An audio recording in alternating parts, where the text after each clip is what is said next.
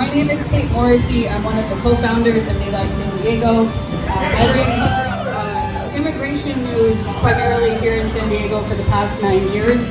And so it's really exciting to be able to work on this new project and try to bring more community journalism into San Diego.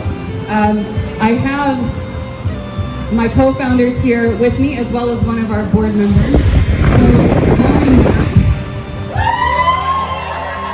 another longtime San Diego journalist. She covers indigenous communities as well as food and culture and a whole bunch of other amazing stuff. There's like no end to the topics this woman knows how to cover. Next up, we have Cruz-Fejeran. Brittany is an amazing photo and video journalist. She is especially connected in the Chamorro community here and just covering all kinds of communities here in San Diego. And she is the face for our weekly newsletter on Instagram and TikTok. So if you're not following us on Instagram and TikTok, you need to, so you can get her updates every week. Next up, we're so glad to have Maya Srikrishnan back with us. Maya has done so many things here in San Diego, and her investigations, her work with different communities, and her advocacy for journalists and journalism and trying to make journalism a better place for us all to work and for us all to be in community together. So, yeah, thank you, Maya. So I'm going to pass the mic off, and they're each going to tell you a little bit about why we're here. Thank you so much for all of you being here tonight. We started Daylight because, like many of you, we were feeling news burnout. Can you hear? Okay. Stop the tape. We were experiencing news burnout. We were feeling like it was all negative news. It's not enough positive news. We're trying to find a balance. When we've done our listening sessions with folks, we've heard that they don't just want to have all that negativity in their lives all the time. We've also heard that a lot of you don't feel seen or heard by your communities.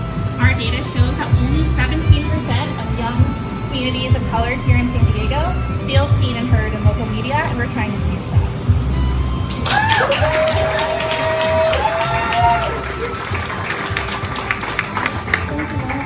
So I want to talk about the kind of stories that we want to cover. Our stories, what we want them to do for you is to actually make you feel connected to them, to make you feel seen. And we want you to feel like these stories are for you and not just about you. So yeah, we really, if we covered you before, what we try to do with the listener coaching is to really connect with you and to build that trust, you know, that we're not just gonna get what we need from you and go. We really want to stay with you. We want to stay with you on your journey. You can stay with us on our journey and just stay connected to the community. And we really hope to create that trust with you guys.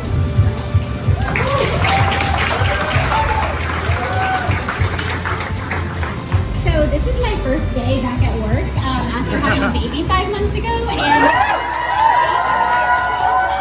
am just so moved to see so many people here who are supporting our mission and who want to see different journalism in San Diego. So thank you all for being here. It really means a lot. I've been a reporter in San Diego for 10 years, and it is always so frustrating that the newsrooms were filled with people who did not look like me or anyone in San Diego that I spent time with, or most of San Diego's diverse, rich communities, and that was reflected in the work that they did. And we are really striving to be something different, and I'm so excited in this room to see so many people from so many different parts of San Diego, so many different representations of what San Diego is to different people here today to support our journalism.